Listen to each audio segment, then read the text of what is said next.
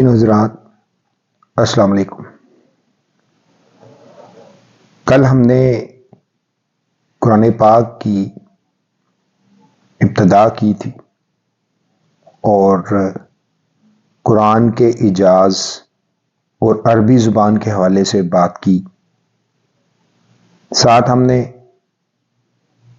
اہدنا الصراط المستقیم کے حوالے سے بات کی اور مومنین کی صفات کو بیان کیا۔ آج ہم اسی سلسلے کو آگے بڑھاتے ہوئے صفات کفار یعنی مشرکین کی صفات پہ بھی بات کریں گے کہ قرآن ان کے بارے میں کیا کہتا ہے۔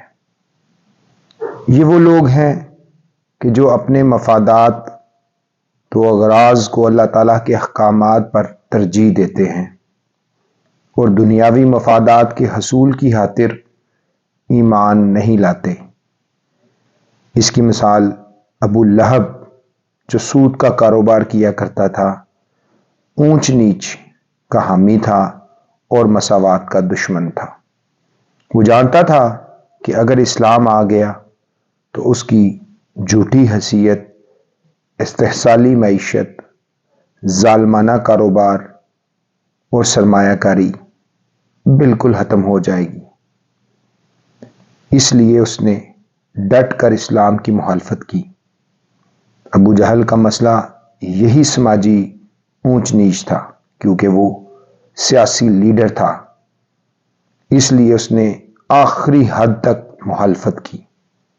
اور جو لوگ اللہ تعالیٰ کی ہدایت کی ناقدری کرتے ہیں، اللہ تعالیٰ انہیں سزا کے طور پر مزید بھٹکا دیتے ہیں۔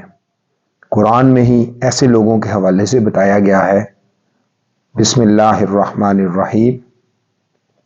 ختم اللہ علی قلوبہم وعلی سمعہم وعلی ابصارہم غشاوہ۔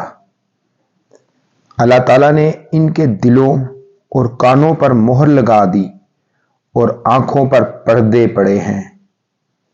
لیکن اللہ تعالیٰ اپنی خوشی سے ایسا نہیں کرتے، بلکہ انسان خود اپنے لیے تباہی کا ایسا راستہ کھول لیتا ہے جو اس کو اس دنیا میں بھی اور آخرت میں بھی ذلیل و رسوا کرتا ہے۔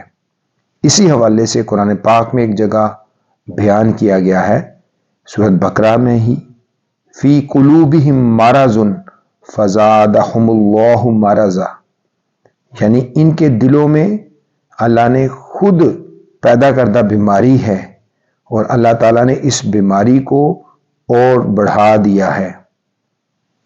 یہ جو گروہ ہے کفار کا، یہ اپنے مفادات اور اغراض کی وجہ سے کھلم کھلا انہوں نے جہالت اختیار کی اور آج تک یہ اس پر فائز ہے۔ مشرکین کے حوالے سے عزیزان گرامی یہ بات سمجھ لیں، یہ تنگ دل ہوتے ہیں۔ آپ اگر ہندوستان کی مثال دیکھیں، ہندوستانی مشرکین ہیں، بت پرست ہے، بتوں کی پوجا کرنے والے۔ اتنا بڑا ان کا ملک ہے، لیکن اتنے یہ تنگ دل ہے کہ یہ اپنے ملک میں اس کی توسیع پسندانہ عزائم میں کھجل خوار ہو رہے ہیں۔ ہندوتوا کے نام پہ، وہ اکھنڈ بھارت کے نام پہ دوسرے ممالک 8 ممالک کے ساتھ ہندوستان کی سرحد ملتی ہے، لیکن انہی 8 ممالک کے ساتھ اس کا سرحدی تنازعہ موجود ہے۔ انڈیا کے اندر بھی بے شمار مسائل ہیں۔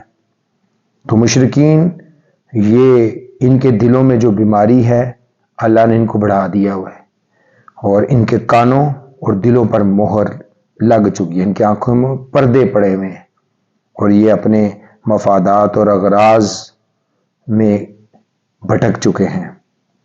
تو عزیزان گرامی، صفات منافقین میں اللہ تعالیٰ نے بیان فرمایا ہے کہ یہ جو منافقین ہیں، یہ ان کا دعویٰ ایمان لانے کا ہوتا ہے۔ یہ آپ کو نظر آئیں گے، یہ اللہ پہ ایمان کے حوالے سے مسلمانوں میں بے شمار آپ کو نظر آئیں گے۔ لیکن اصل میں ان کا ایمان نہیں ہوتا۔ پہلی ان کی یہ صفت ہے۔ دوسری ان کی یہ ہے کہ یہ دعویٰ کرتے ہیں خیر کا اور فلاح پھیلانے کا، جبکہ اصل فساد پھیلانے والے یہی لوگ ہیں۔ یہ ہر جگہ فساد بناتے ہیں اور لوگوں کے اندر بدامنی اور اشتعال پیدا کرتے ہیں۔ اور تیسرا ان کے اندر جو ضم ہوتا ہے عقل مندی کا، یہ اپنے آپ کو عقل مند تصور کرتے ہیں، جبکہ یہ انتہائی نالائق نکمے ہوتے ہیں کہ سامنے نوشہ دیوار کو نہیں پڑھ سکتے۔ تو یہ تینوں صفتیں ان میں پائی جاتی ہیں، اسی لیے انہیں منافقین کہا گیا ہے۔ عام معاملات زندگی میں ان کی 4 نمایاں خصوصیات ہیں جو ہمیں حدیث کے ذریعے سے معلوم ہوئی۔ آپ صلی اللہ علیہ وآلہ وسلم نے فرمایا، یہ لوگ جب بات کرتے ہیں تو جھوٹ بولتے ہیں، کسی سے جھگڑا ہو جائے تو گالیاں دیتے ہیں، کوئی امانت رکھے تو خیانت کرتے ہیں، کسی سے عہد کرتے ہیں تو اسے پورا نہیں کرتے۔ تو یہ جو منافقین ہیں یہ آج معاشرے میں جگہ جگہ ملتے ہیں، اور اگر ہمارے اندر اس طرح کی کوئی صفات موجود ہیں تو ہمیں توبہ کرنی چاہیے، اصلاح کرنی چاہیے، کیونکہ توبہ اصلاح کے لیے بہت ضروری ہے، اور ہمیں اس قرآن کی نصیحت کو سمجھنا ہے۔ اگر ہم اس کو نہ سمجھ پائے یا اللہ نے ہمیں اس کی توفیق نہ دی تو یقیناً ہم خسارہ پانے والوں میں ہوں گے، اور ہم اللہ سے یہ دعا بھی کرتے ہیں کہ اللہ ہمیں ان لوگوں کے راستے پہ چلا جن پر تیرا انعام و اکرام ہے، نہ کہ ان لوگوں کے راستے پر جن پر تیرا غضب نازل ہوا یا وہ ظالمین میں شمار ہوئے۔ تو عزیزان گرامی، قرآن ایک نصیحت ہے، قرآن کا موضوع انسان ہے، اور انسان ہی کو سیدھے راستے پر چلانے کے لیے قرآن نازل فرمایا گیا، اور اس کی ہمیں اللہ سمجھ بوجھ دے اور ہم اس کی نصیحت پر عمل کرنے والے بنے۔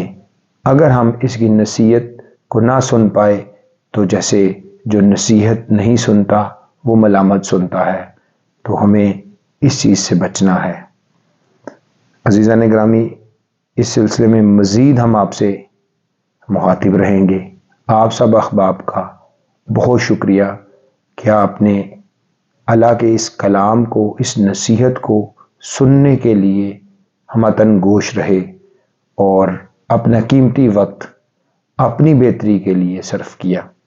اللہ تعالی ہم سب کے حال پہ رحم فرمائے، ہمیں عافیت اور برکت عطا فرمائے۔ انشاءاللہ کل ایک نئے موضوع کے ساتھ، قرآن کے ایک نئے موضوع کے ساتھ آپ لوگوں کی خدمت میں حاضر ہوں گے۔ آپ اس کو ضرور سنیں، یہ بھی ایک ہدایت اور تلاوت کا ایک طریقہ ہے۔ تھینک یو، السلام علیکم۔